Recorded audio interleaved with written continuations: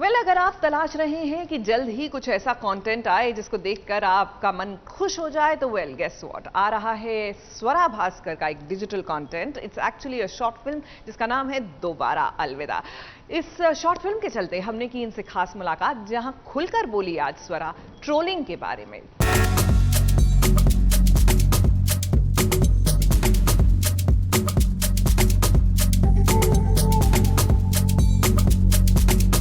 मैंने बड़े सारे टफ डिसीजन लिए इस टाइप के।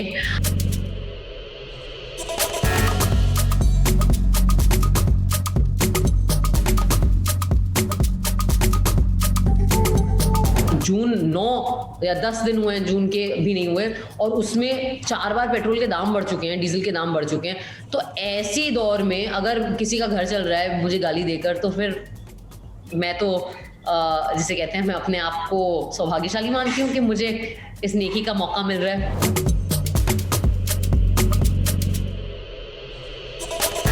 मुझे हमेशा लगता है कि यार डांट खा लो, झाड़ खा लो, झगड़ा कर लो, लेकिन सच बोलो।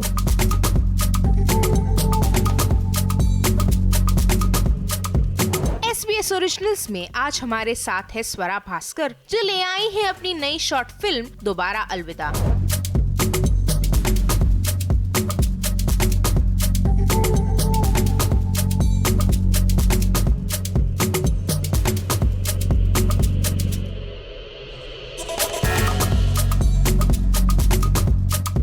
से खास बातचीत की, जहां उन्होंने अपनी फिल्म और 12 साल की सफर के बारे में बताया।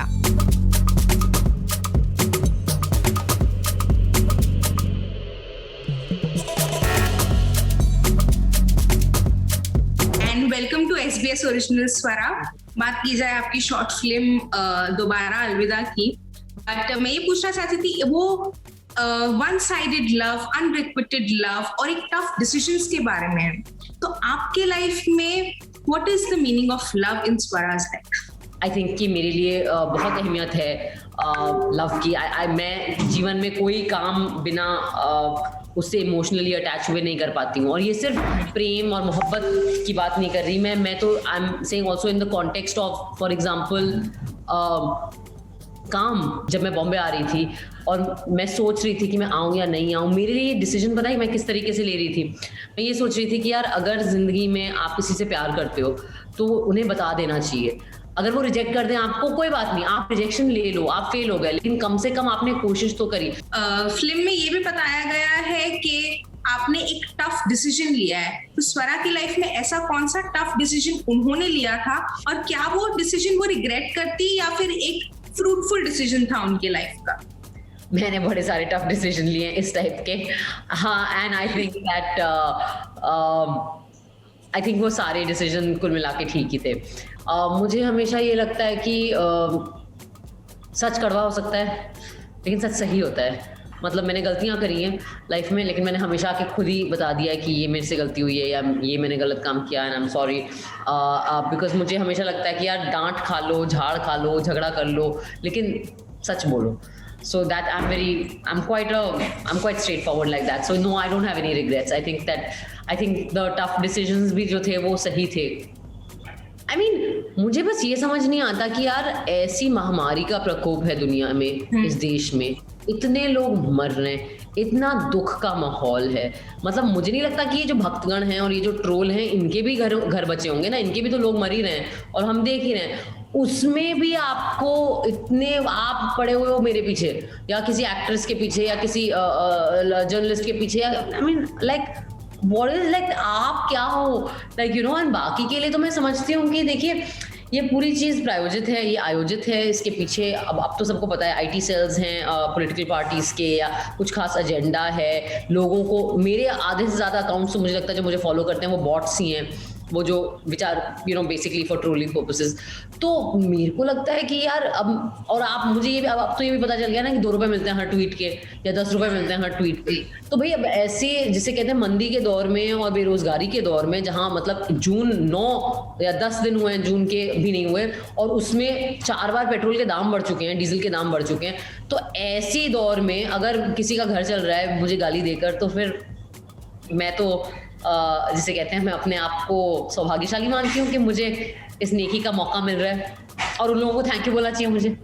स्वरा, आप बहुत ही एक स्ट्रॉन्ग पर्सनालिटी है, जैसे कि मैंने कहा, आप डरती नहीं है किसी से अपना ओपिनियन रखने में, बट काफी मैं बहुत डरती हूँ, by the way। मैं बहुत ज्यादा डरती हूँ, मुझे छिपकली से बहुत डर लगता है, आप विकेश से पूछ सकते हो, और ये सब कीड़े मकोड़े से मुझे बहुत ज्यादा डर लगता है। एक स्ट्रॉन्ग इंसान भी कभी ना कभी उसका भी ब्रेकडाउन हो जाता है, वो भी इमोशनल हो जाता है, तो ऐसे दौर में आपका बैकबोन, आपका सपोर्ट सिस्टम कौन बनता है? My parents and friends. I'm very blessed. मैं हमेशा मैं मानती हूँ कि मैंने पिछले जन्म में कुछ बहुत सही किया है, ये इस जन्म के कर्म तो नहीं है।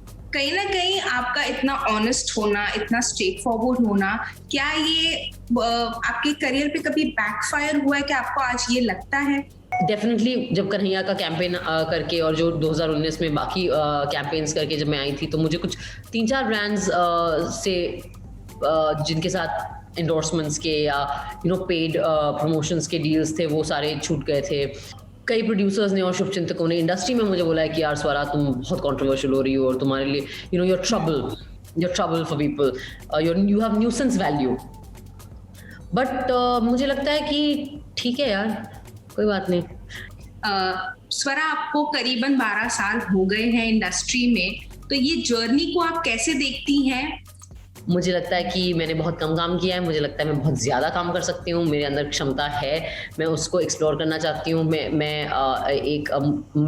मुझे लगता है मैं अभी जितना लेवल है मेरे क्राफ्ट का और मेरी काबिलियत का काम को लेकर, मैं उससे कहीं आगे जा सकती हूँ। इसके लिए मैं अपने आप को और ट्रेन करना चाहती हूँ, मैं और काम करना चाहती हूँ, मैं और वर्कशॉप्स करना चाहती हूँ, मैं और रोल्स करना चाहती हूँ। जो हज़ारों लोग बम्बई पहुँचते हैं अपने मन में सपने लिए, मैं उसी भीड़ का एक हिस्सा थी। कुछ अलग नहीं हुआ मेरे साथ, मैंने वही रूट लिया, वही ऑडिशंस करे, उतनी ही बार रिजेक्ट हुई। So in that sense I feel कि हाँ यार, मतलब not bad. So yeah of course I feel grateful, but I think that there is a long way to go. मैं सैटिस्फाइड तो बिल्कुल नहीं हूँ। But I have a short segment, Know Your Celebrity. इससे जनता आपको और अच्छे से जान पाएंगी। Your thoughts about marriage. स्वरा के विचार मैरिज के ऊपर। I'm sure it's great. मेरी शादी हुई नहीं है तो मुझे पता नहीं है कि वो कैसा होता है, पर I have a lot of मेरे इर्द गिर्द बहुत सक्सेसफुल मैरिजेस के एग्जांपल्स हैं। सबसे बड़ा तो मेरे पेरेंट्स, खुश सक्सेसफुल मैरिजेस, बुरे मैरिजेस के भी एग्जांपल्स हैं, बट अच्छे मैरिजेस के ज़्यादा एग्जांपल्स हैं जो मेरे करीब हैं। सो या I am sure it's great. कोई प्लान्स मैरिज? हाँ जी, वो मैं जानती हूँ। कोई प्लान्स मैरिज को लेकर? मतलब कोई मिल जाए तो जरूर, कोई मिल भी नहीं रहा है। ये भी एक इस पैंडेमिक के दौर में एक दूसरा अभाव जो शुरू हुआ है जीवन में।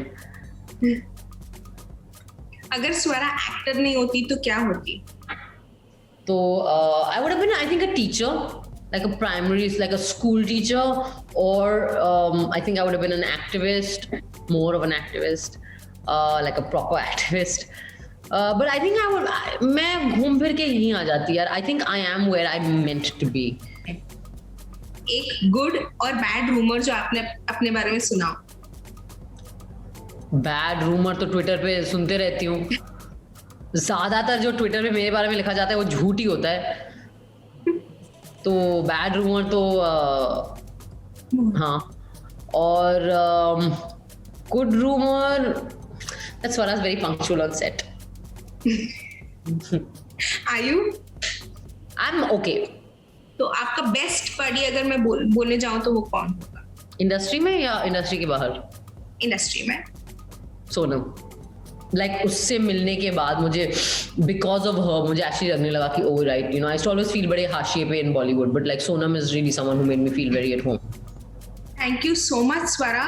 वेल स्वरा, आपने अपने सफर में कई सारे उतार चढ़ाव देखे हैं, पर हमेशा उनका डटकर सामना किया। हमें पूरा विश्वास है कि आने वाले सालों में भी आप दर्शकों का यूं ही मनोरंजन करेंगे। मैंने बड़े सारे टफ डिसीजन लिए हैं इस टाइप के।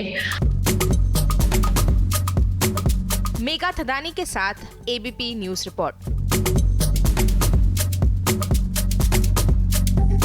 जून 9 या 10 दिन हुए हैं, जून के भी नहीं हुए, और उसमें 4 बार पेट्रोल के दाम बढ़ चुके हैं, डीजल के दाम बढ़ चुके हैं। तो ऐसे दौर में अगर किसी का घर चल रहा है मुझे गाली देकर, तो फिर मैं तो जिसे कहते हैं, मैं अपने आप को सौभाग्यशाली मानती हूँ कि मुझे इस नेकी का मौका मिल रहा है।